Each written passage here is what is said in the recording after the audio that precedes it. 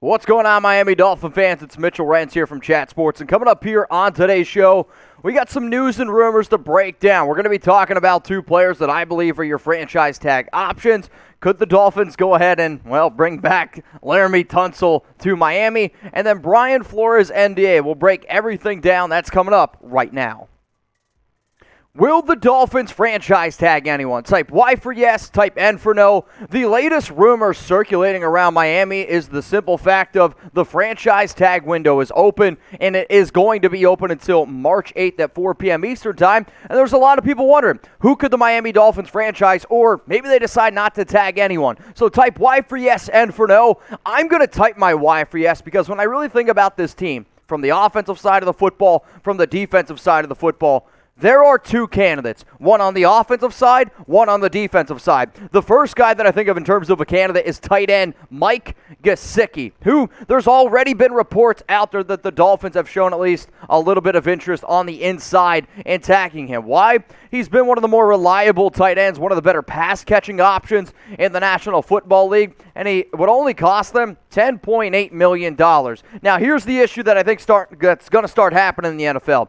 Gesicki is more of a wide receiver than he is an actual tight end, and the franchise tag for wide receiver is much higher than 10.8. However, when you have a player who's put up 73 catches last season, he even missed some time, 780 yards, 53 grabs in 2020, over 700 yards. You have a tight end, since he has come in out of Penn State, has been a reliable safety blanket. And if you want to make sure that you can get the most out of your quarterback, Tua Tagovailoa, you need to continue to show that, hey, we're going to put a lot of playmakers. We're going to put a lot of guys around him to help him grow and grow and grow. Now, your other option is this route. You go on the defensive side of the football, and it's Emmanuel Ogbah. Here's the issue, though, right? It's going to cost you $20.2 million to franchise tag Ogbah. Personally, I think edge rusher is a bigger need for most NFL teams than a tight end, especially when the Dolphins went ahead and they drafted, the kid from Boston College in the third round last season, Hunter Long. So, you could have that area. Emmanuel Ogbah, though, since he has come to Miami, dude, he's been super reliable. 9 sacks in 2 straight seasons, over 40 tackles, over 20 quarterback hits. I mean, if you were telling me 2 years ago that he was going to have 83 tackles, 45 quarterback hits, 18 sacks, and in fact, Ogbah's also coming off a season where he had 12 pass breakups. Why? He's a big dude, gets his paws up there, and knocks the ball down. Ogbah is a more valuable asset than Mike Gesicki. But I got to pay Ogbah twice as much money. So here's your opportunity, y'all. Let me know. If you had to pick one to tag, who would you tag? Type MG for Mike Gesicki. Type EO for Emmanuel Ogbah. If there's another dude in mind, type OP. Let me know who you're thinking. Or if you're like, no, I'm not tagging Gesicki. I'm not tagging Emmanuel Ogbah. You can go ahead and type TN.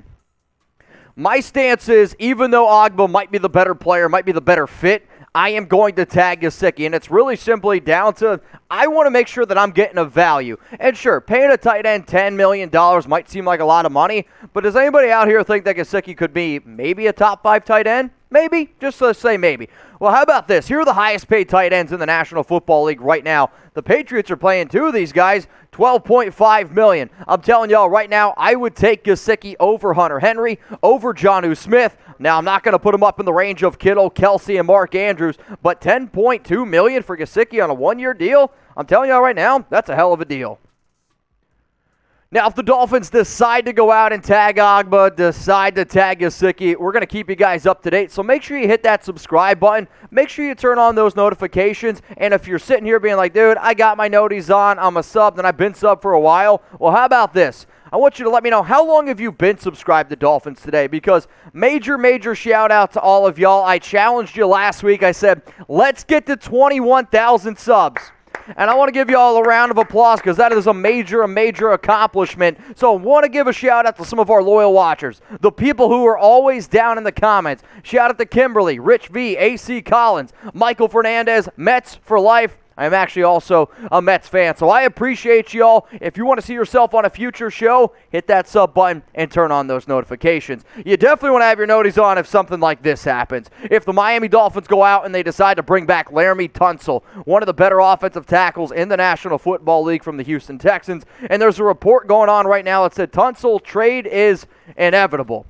If you guys remember, he was drafted 13th overall in 2016. I thought he was personally going to go a little bit higher in the draft, but he decided to fall down a little bit. If you got that joke, yeah, type Tunsil down in the comments. So the Dolphins, man, like, there's no doubt, right? They need offensive tackle help, whether it's on the right side, whether it's on the left side, but you're going to have to go pay Tunsil because the Houston Texans, they paid him up. He's got 2 years left on his current deal, and they would owe him $17.85 million in 2022, $18.5 million in 2023. That is a total of $36.35 million. If Laremy Tunsil going to play like one of the top tackles in the league, like I know he's capable of, guess what? I'm okay paying that type of dollar because I want to keep Tua Tagovailoa upright.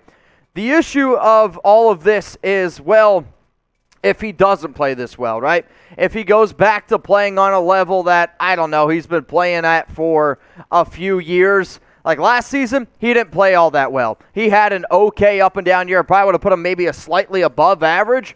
I could also sit here and point the finger at, well, the Texans did a lot of dumb things, and Laremy was like, hey, sorry, man, I'm not going to go out there and risk myself. Now, he's never been the best run blocker, but he is a very good, I might even throw the word elite pass blocker.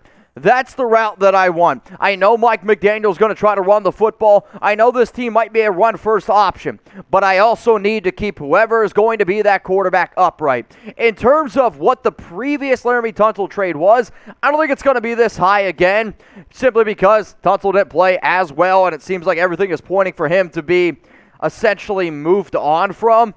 But from top to bottom, the deal essentially was the Miami Dolphins, they received Julién Davenport, not on the team anymore.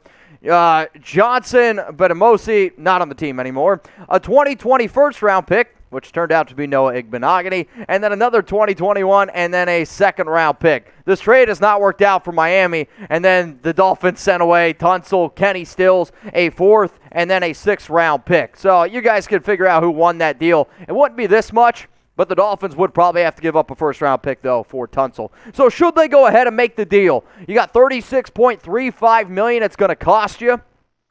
And then on top of all of that, you got to probably give up, let's say, a first-round pick. So type T for trade, type P for pass, should the Dolphins go out and make the move for Tunsil.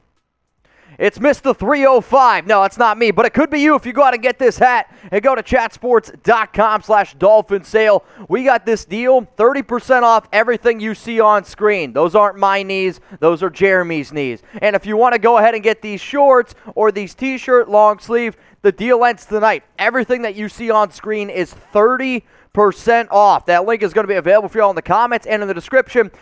Hang on a second, though, Jeremy. Don't change the screen. This is a signed Jalen Waddle helmet for only $90. I do not know how many are left, but I do know if you want a signed Jalen Waddle helmet for $90, the link is down there below. It's going to be one of the very first items. It's chatsports.com/Dolphin sale. Maybe after watching this video, I don't know, you want to work on your golf game. My golf game is terrible, but you can also wear these nice shirts right here. Where's the link, y'all? Again, deal ends tonight. It's chatsports.com/Dolphin sale. Kind of looks like Brian Flores is rocking one of those polos. Let's talk about the former head coach of the Miami Dolphins, now linebackers coach of the Pittsburgh Steelers. He interviewed with Brian Gumbel yesterday, and he claimed that the Dolphins offered him an NDA. The Miami Dolphins have come out and said, this claim, I'm sorry, it isn't true. So what we're going to do here is we're going to walk you through everything. There was a few quotes, but some of you are probably sitting at home being like, Mitch, what is an NDA? That's my best impression of my Uncle Mike. What up, Mike? This is a non-disclosure agreement, is legally binding contract that establishes a confidential relationship. The party or parties signing the agreement agree that sensitive information that may obtain will not be made available to any others. An NDA may also be referred to as a confidentiality agreement. Here's what the Miami Dolphins had to say on Brian Flores' comments about making him sign an NDA. This latest assertion of Brian Flores that Steve Ross mentioned on NDA to him is categorically false. This just did not happen, and we simply cannot understand why Brian continues this pattern of making unfounded statements that he knows are untrue. We are fully cooperating with the NFL investigation and look forward to all the facts coming out, which we are confident will prove that his claims are false and defamatory. So remember, when Flores made the comments that he was essentially paid $100,000 to lose games, or that he got in trouble for trying to win games from Chris Greer and Stephen Ross. At first, Ross has always come out and said, it's a lie, it's defamatory, it's a joke, everything and everything. Somebody's not telling the truth, guys. So who do you believe? Do you believe the Dolphins owner, Stephen Ross, type SR? Or do you believe Brian Flores wants you to go ahead and type BF? I'm genuinely curious. I'm not Judge Judy, but you guys can settle this case here. SR for Stephen Ross, BF for Brian Flores.